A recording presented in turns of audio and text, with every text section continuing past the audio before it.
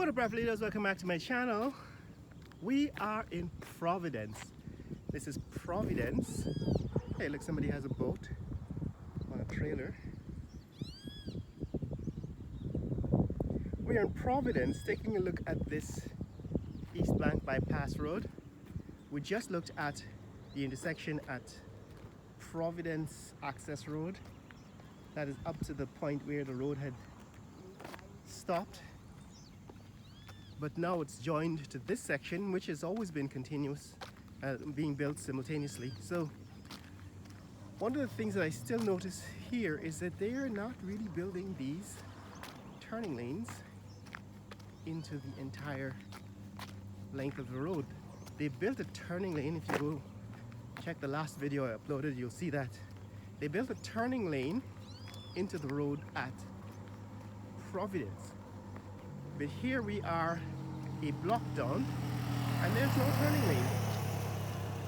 They didn't build a turning lane here. And the question is why? Because it still is a hazard every time you have to cross. Now this is a wide 4-lane road. Traffic has to cross from the west side to the east side to the west side, right? On these crossroads, these access roads. And there's no turning lane for you to wait for the traffic to cross so that you can turn. There are no traffic lights. The only other way to deal with this situation is actually to build exits. So you'd have to build slip roads, right? You'd have to build an exit off the side of the highway so that you can exit in either direction and you can join the road in either direction. There's space to do that, but the problem is, of course, that it's certainly not being built here. It hasn't been built yet. So this is what is happening at this intersection. There's a big hole. Right, there's a big hole in the center divide. All right, this is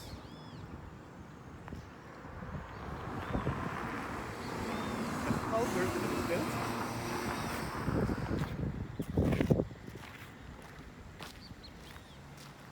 This is the other side with a kind of pedestrian walkway. Alright, this is the culvert that was built here. But again, there's no turning lane. And this is a crossroad. Alright, this is the crossroad in Providence. We're heading towards Diamond, you know, Little Diamond and the Great Diamond and so on in that direction. But this is where we are now. This is the culvert with a big open in the center. So because of the design, because they put a big open culvert in the center of the road, they haven't and couldn't build a turning lane. I don't know whose design this is, but it prevents you from building a safe roadway because look at this, you have a very wide center divide, which I suppose is good for safety, but it goes all the way up to the intersection and there is no turning lane for traffic wanting to turn across the center. So definitely a flaw in the design. But this is what's happening at the other end. It seems as if this part of the road is open, at least it's being used. Right now we're past Providence. We're heading towards Diamond. And as you can see, the road continues for another mile or two if you just go by the traffic lights, right? So if you follow the light poles that you can see, if you follow the light poles in the center, you can see they stretch all the way out for another mile or so, and by that point you probably get into Diamond. But this is where we are right now. See a number of new homes going up in this neighborhood, some of them modern homes.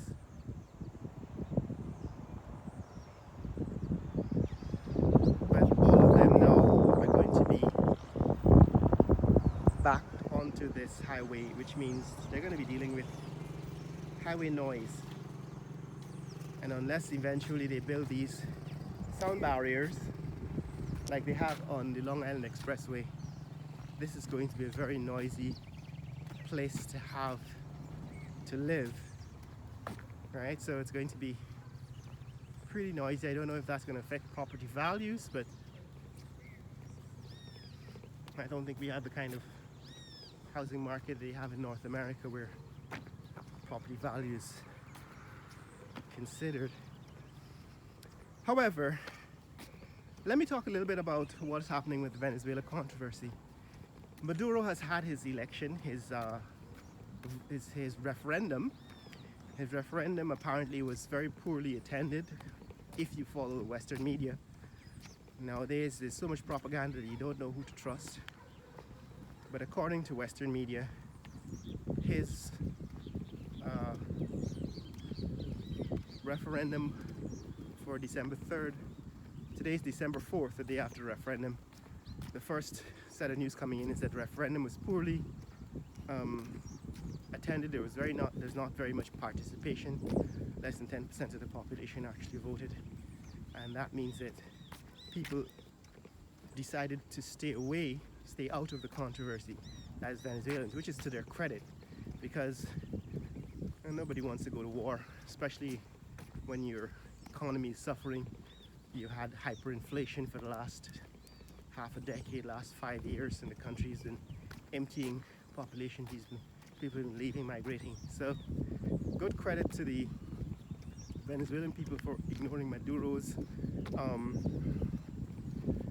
referendum. But the other point is that the US Army has arrived in Guyana. So in the last several days, the US Army, which has been conducting joint operations with the Guyana Defense Force, so they have now returned and are making contributions and plans to aid in the defense of Guyana against Maduro's aggression. Now, this raises another issue that I've covered in a previous video, and that is Guyanese don't really want a US military base in Guyana. We don't really want for there to be a permanent military base here. We don't want to be like South Korea or Japan, Okinawa, or other places where the US holds a military base. So the last time I made a video about joint military operations between the US military, that is the US Army, and Guyana Defense Force, that issue came up. And the issue is that anywhere the US has put their military bases is usually a permanent military base. The US does not leave, right? So there's all of this geopolitical intrigue that the nation becomes involved in, and it's permanent because the US does not leave when it puts down a military base. It could stay for 100 years or more. So Guyanese are not really keen on having US military bases in Guyana. However, in a situation like this, it is good to have US as an ally, because it will stop Venezuelan aggression in its tracks, simply because the technological advancement of US military would nullify any kind of advantage Venezuela has in terms of its manpower. Now, they have a larger standing army than Guyana, but the US just needs to put 2 or 3 warships and an aircraft carrier off the coast of Essequibo, and that would take care of the entire US military. So, take care of the entire Venezuelan military. But the long-term strategy is not for Guyana to permanently depend on the US for defense, but in fact to build. This road is actually being used. So this is a section of the road that goes towards Providence. A section of the bypass road goes towards Providence, and it certainly is open and being used. So that's what's interesting and new in this discovery.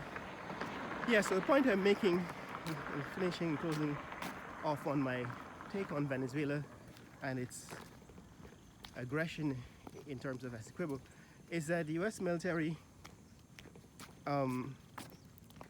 can nullify, can checkmate Venezuela's army, even if it's, 10 times, 50 times stronger than the Guyana Defense Force.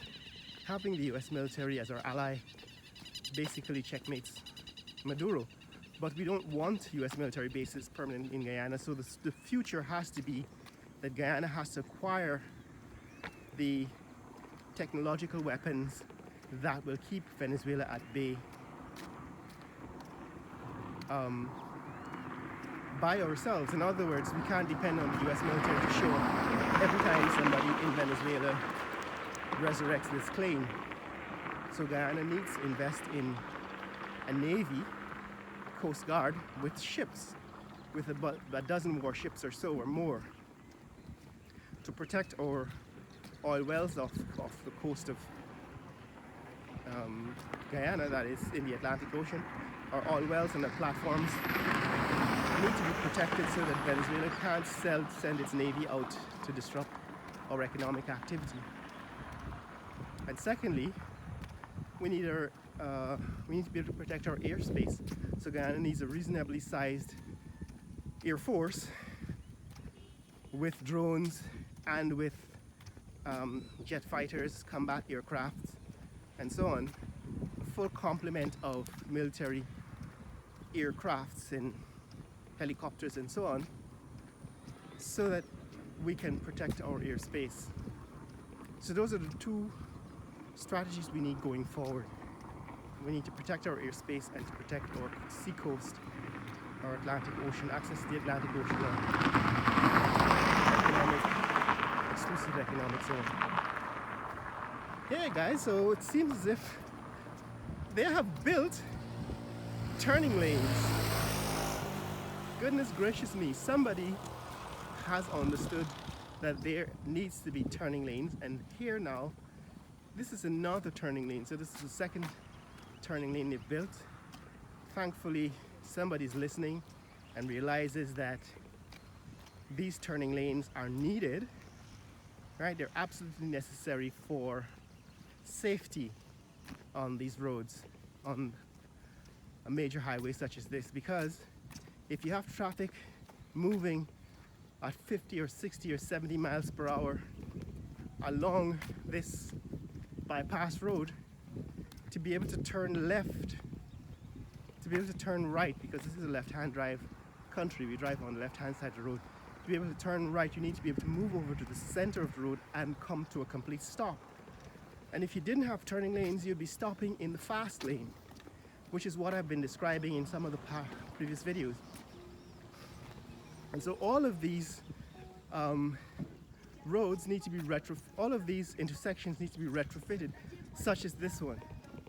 Right? So they need to retrofit these intersections so that you have turning lanes. It's actually for safety. Right? So somebody has started working on this. It seems as if they've retrofitted this intersection to put in the turning lanes as I suggested. Alright, so as we head towards Providence, so I don't know where we are right now. I think we're probably somewhere between. As we head away from Providence, we're heading towards Diamond, right? The direction in which you're walking is Diamond, and as we head towards Diamond and away from Providence, we find here that somebody got the good sense to put a turning lane into the road. So this is a new section. It's been completed since we started making videos, and they seem to have retrofitted this part of the road to build a turning lane into the road. So this is turning lane for traffic, right? We're walking now in the turning lane for traffic heading north. They can now get out of the fast lane, move over to the center so that they can make a turn at this intersection. Right? This is what I suggested in the very beginning needs to happen. It needs to be turning lanes, right? It needs to be turning lanes. You can see it from here. That's the turning lane on the other side, and this is the turning lane on this side, right? They've actually built a turning lane. This side of the road is not yet open, and they're still doing some, I guess, painting and so on. But that's it, guys. That's what's up here. Thankfully, somebody's listening and has now built 2 intersections with turning lanes. The one at Providence, and this one, I'm not too sure where we are along the highway, but we're somewhere between Little Diamond and Providence. And this is what is happening. Share this video with friends and family around the world. Let people know Venezuela is not going to succeed in this invasion, and they are beginning to build turning lanes. That is, the Ministry of Public Works is beginning to build turning lanes into this new highway.